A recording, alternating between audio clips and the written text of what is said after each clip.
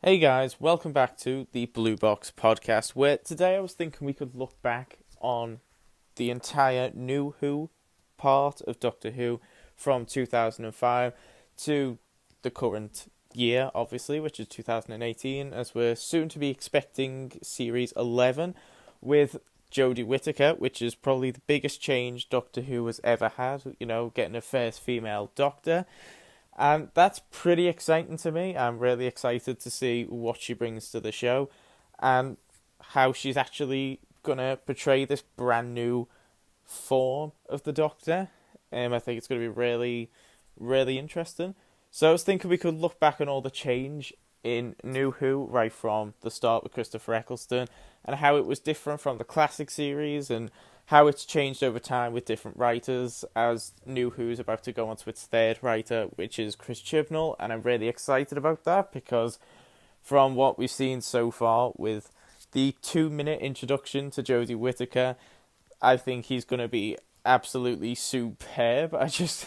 That scene, it's just so incredible, I think, and I'm really excited for what he has to offer. So, of course, the change in Doctor Who has been quite dramatic since the classic series, as we used to have the first Doctor, who he was more of not a doctor, more of like a professor, taking these two teachers and his granddaughter Susan to distant planets and history, and it was more about teaching the audience something about history, which was what Sidney Newman, who created Doctor Who, was all about. He really wanted kids to learn something from the show, and it be that kind of a show, which of course it's not anymore. It's more of just the Doctor going and fighting aliens and saving planets and stuff like that. So it has changed quite a lot since. So I think that's probably the biggest change, other than, of course, Jodie Whittaker being the first female Doctor. But the whole change in the show when it was brought back in 2005 was quite different, as the episodes in the classic series used to be about 20 to 30 minutes long, and now we were suddenly getting episodes that were about 45 to 50 minutes long, and you had to have everything happen in that one episode. It wasn't split into several parts like the classic series, and the whole feel and tone of the show was surprisingly different. As times change, obviously, and it was targeted at a brand new audience, as obviously its old audience had grown up.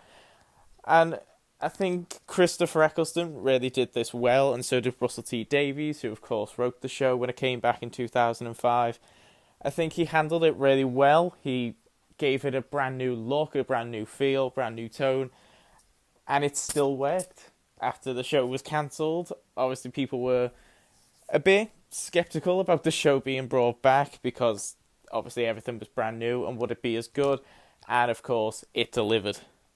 When the show was brought back in 2005, the first episode was of course Rose, which introduced us to actually Rose before the Doctor. The first person we actually see is Rose, and we are introduced to her in her normal life, just doing her daily routine, getting up, going to work. And of course, her whole life gets turned upside down when she meets the Doctor in the shop when the Autons are starting to come to life and attack her. And as she's about to die, the Doctor, of course, grabs her hand and whispers, "Run," which is the start of the whole adventure with Rose and taking her as the companion.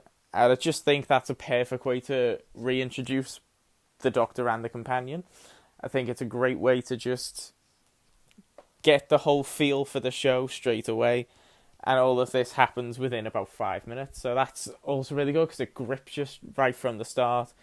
So I do think that's a great way that Russell T Davies did it, and I think he couldn't have done it better.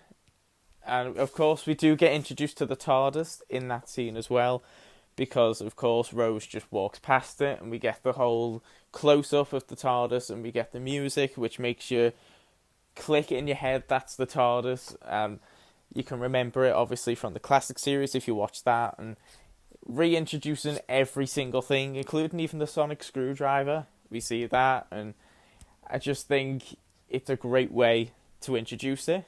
And of course, at the end of the episode, we have Rose decide she's going to go with the Doctor because she realizes it's a time machine, it's a spaceship. She can go from a boring, dull life to this whole new life and see what's actually out there. And I think it's a great way that the show started because it really gets your grip right from the first episode. And it's one of my favourite episodes of all time. I just think it's so perfect, and I don't think I could have done it better. Christopher Eccleston brought a lot of new changes. Of course, we got the new Doctor. We got the new type of Doctor because he was a lot more serious than previous Doctors. We got the whole new TARDIS. We got the new sonic screwdriver. We got the new companion. We got the new era of Doctor Who, basically. And I think the changes that were made were the right changes to make because the show was still the same show, but it was just more modern and up to date. And I think it really targeted the audience well. And of course, Russell T Davies didn't just do the Christopher Eccleston series, he also did the David Tennant series, which in my opinion is the best series. So, series 2 to 4, we had David Tennant, of course, as the Doctor, who is my favourite Doctor, and probably most people's favourite Doctor. And I just think this was when the show was at its peak point. I think you couldn't get better than that. I think it was absolutely perfect. You had the fun, you had the serious when it needed to be serious, you had David Tennant just acting like a kid all the time, but also being the voice of reason. I just think it was so perfect and he played it so well. And Russell T Davies, who I've actually met and he's really nice, he was the perfect writer. I don't think we'll ever get a better writer than him. I just think he was perfect. He did some of my all-time favourite episodes, like The Stolen Earth, Journey's End. And I just think he was perfect. And there was a lot of changes with David Tennant. We got the more light-hearted character. We got the same TARDIS. We got the same screwdriver. But it was almost like David Tennant made it different. Because you look at the TARDIS and you don't say, oh, that's Christopher Eccleston's TARDIS. Everyone just says that's David Tennant's because he basically reintroduced the show when he came into it. And I think a lot of people were a bit sceptical about a new Doctor so soon because obviously Christopher Eccleston only did one series and it was the first series of it being brought back. I think David Tennant just did it so well. He just knew what to do. He just knew how to play it. And I think he was just born for that part. And of course we did see some Stephen Moffat episodes in the David Tennant era. We had the Blink, which is one of the most famous episodes of Doctor Who of all time. And it's also one of my favourites. Not really much Doctor, but we've got a whole sort of companion character just doing the whole episode on their own. Investigating, finding the TARDIS, finding the Weeping Angels. And I just think it's really well written. I think it's absolutely perfect. And of course, we were introduced to Professor River Song in Silence of the Library and The Forest of the Dead. And of course, that was written by Stephen Moffat as well. And he introduced River Song and also killed her off in that episode, which was quite surprising to see. And then he would use that character again for the most part of his era. I think Stephen Moffat has a different way of doing things. It's like the whole show shifted when he took over. It went a lot more darker and serious, and I don't think it was really aimed at kids anymore. I think it was just aimed at fans of the show already. And I think that's where he went a bit wrong with the show, because it just didn't feel the same, it didn't feel as good, and I think he changed way too much. And I think he realised this and tried to take the shift back, especially with Series 10, because that felt a lot more lighthearted. But I think with Stephen Moffat, he just really didn't listen to fans, and he just thought, oh, we could do this because it's Doctor Who and it's sci-fi and we could do this. And I think he needs to just realise that you can't just do whatever you want. So I think Stephen Moffat's era, as much as I love it, I think it was quite bad at the same time. I just don't think it was as good as when Russell T Davies had it. So I'm really excited for Chris Chibnall to come in and see what he does, because I'd really like to see Doctor Who go back to its roots and how it used to be when it came back. So there has been a lot of changes throughout the show in its New Who run. So it's been 13 years since it actually came back, and it's gone through so much change, and some of it for the better, some of it not for the better. I just think Stephen Moffat, if he ever hears this, which he definitely won't, but if he ever does hear it, you were good, but you need to get your act together with a few things, especially because you can actually see the shift in the show. It's like two separate shows. It's insane. And you can actually see that all the merchandise and all the popularity of the show has just declined since Stephen Moffat took over. I just don't think he was best for the show. I mean, some episodes were absolutely fantastic. There was the 50th anniversary, which of course he wrote, and that was just insane. I absolutely love that episode. But other episodes, I just think weren't as good, especially because he always used the Daleks in such a bad way. Like, he promised things like, oh, we're going to have the Daleks from the classic series, and we're going to have the Daleks from the new series, both at the same time. And it was always a disappointment. It was always just, oh yeah, look, there's one from the classics, that's it. And I just don't think there was ever any purpose to some of his episodes, like especially Asylum with the Daleks. I just don't think there was any purpose to that episode whatsoever. I just think it's absolutely pointless. And there's a lot of things in his episodes that, for me, I just think are stupid. Like, for example, he always introduces characters that the fans love, and then we just never hear from them ever again. Things like the Paternoster Gang, because everyone seemed to love them. They were in it quite a lot, and then that was it. They were just gone. Same with Kate Lethbridge Stewart from UNIT. She was in it a lot, and now has suddenly disappeared. So, who knows what was actually going through Moffat's head? I've got no idea. But I think he could do a lot better, and I'm really hoping Chris Chibnall is going to be a lot better than Stephen Moffat and take it back to the Russell T Davies era, which he has said he promises to try and do. So that is a good thing for me. I think the biggest change in the show, though, is going to be Jodie Whittaker, because obviously it's the first female Doctor, and I think a lot of people are sceptical about it because there's never been a female Doctor before. What is Chris Chibnall going to do with this? Is he going to get it right, or is he going to mess it up completely? And I really hope he gets it right, because I'm really looking forward to Jodie Whittaker. I really think it's going to be a massive leap forward for the show, and I really think if it's done well, that he could really make this show be good again.